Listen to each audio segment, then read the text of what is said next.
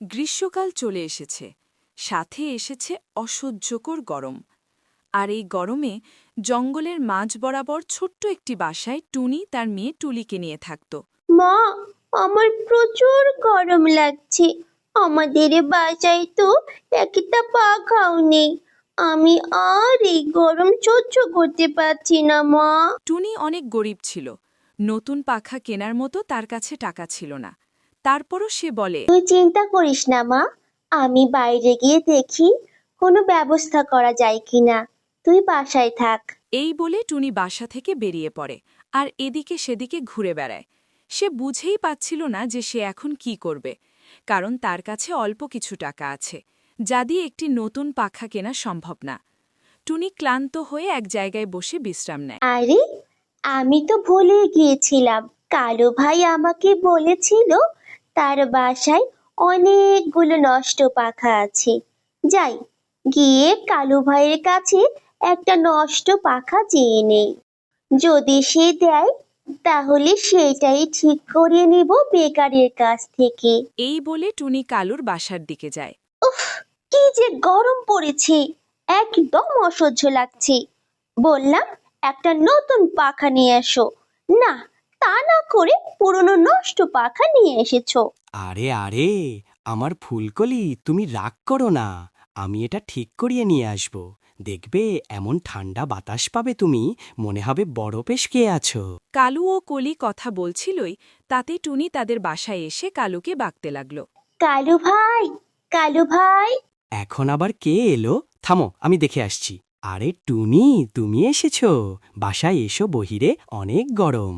কালু ভাই, তোমরা তো জানোই এখন কত গরম পড়েছে। নতুন পাখা কেনার মতো টাকা আমার কাছে নেই। তুমি বলেছিলে তোমার কাছে পুরাতন নষ্ট পাখা আছে, তাই সেটাই যদি আমাকে দিতে তাহলে আমি পাখাটা ঠিক করিয়ে নিতাম। টুনির কথা শুনে কালু কিছুক্ষণ চুপ হয়ে ভাবে। কালু হল একটা লোভী স্বভাবের কাক। সে নিজের লাভ ছাড়া কাউকে এক পয়সা দিয়েও সাহায্য করে না। ঠিক আছে টুনি, সমস্যা নেই। আমি তোমাকে পাখা দিয়ে দিব, কিন্তু একটা শর্ত আছে। কি শর্ত বলো কালু ভাই?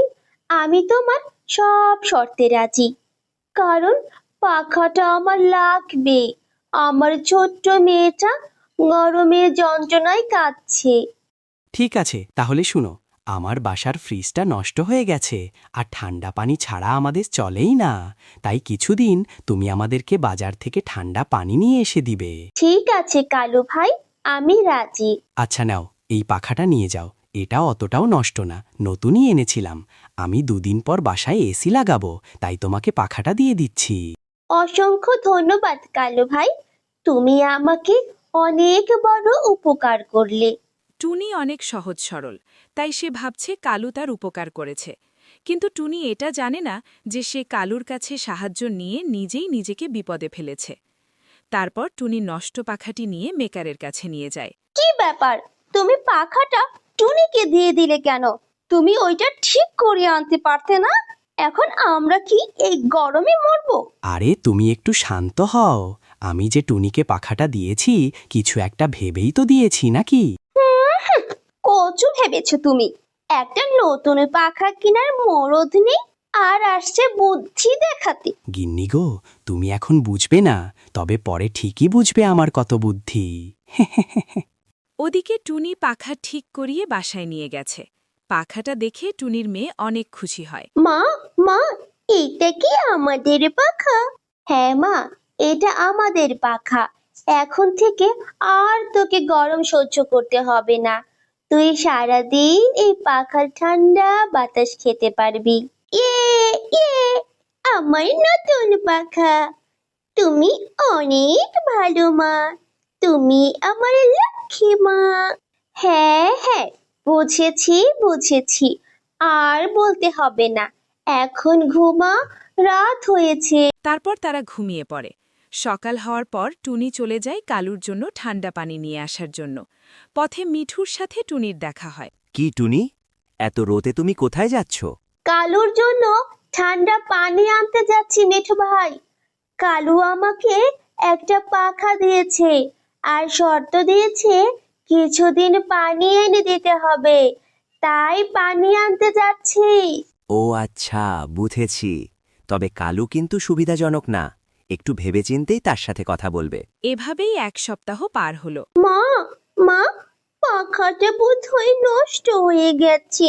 দেখো, আর ঠান্ডা বাতাস আসছে না। ঠিক আছে মা, কাল আমি পাখাটা মেকারের কাছে নিয়ে যাব। টুনি ও তার মেয়ে কথা বলছিলই, তখন তাদের বাসায় কালু চলে আসে।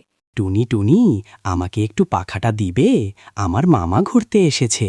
আমি এখনো এসি লাগাইনি বাসায়, তাই তোমার কাছে পাখাটা নিতে আসলাম। মামা চলে গেলে ফেরত দিয়ে দিব। কোনো সমস্যা নেই কালু ভাই, তুমি পাখাটা নিয়ে যেতে পারো। ধন্যবাদ টুনি।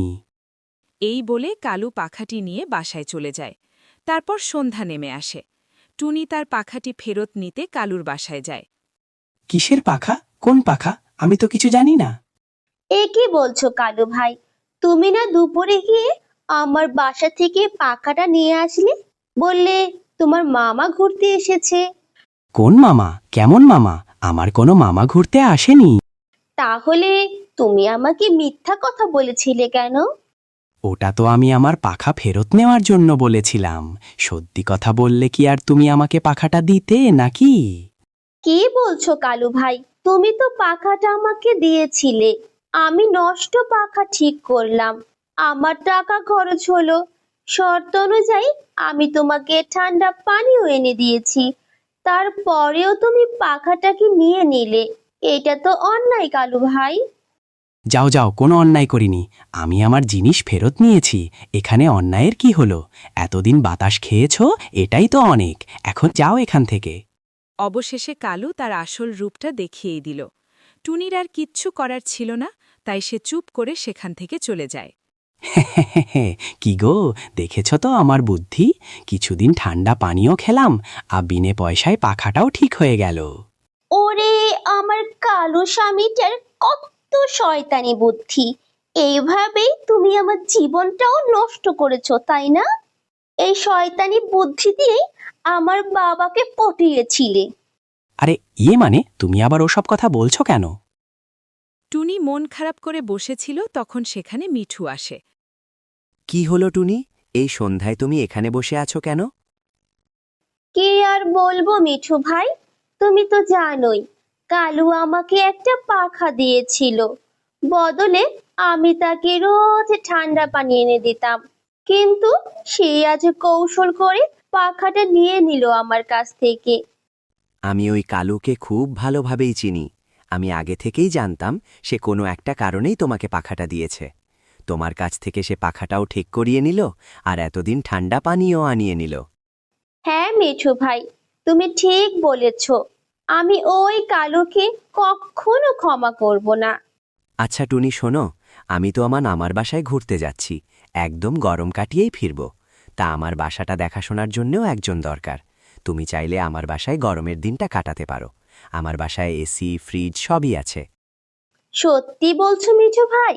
তোমাকে অনেক অনেক ধন্যবাদ। হ্যাঁ টুনি, তুমি এখনই চলে আসো আমার বাসায়। আমি বাসা খোলা রেখেই আসছি। আমি মামার বাসায় যাচ্ছি, তুমি খেয়াল রেখো আমার বাসার। ঠিক আছে মিঠু ভাই। তারপর টুনি বাসায় যায় তার মেয়েকে নিয়ে মিঠুর বাসায় উঠার জন্য। কালু ও কলি পাখা চালানোর সাথে সাথে বিস্ফোরণ হয় এবং তারাও ছিটকে পড়ে গিয়ে অজ্ঞান হয়ে যায়। অন্যদিকে টুনি ও তার মেয়ে তুলি বেশ আয়েশ করেই মিঠুর বাসায় থাকে।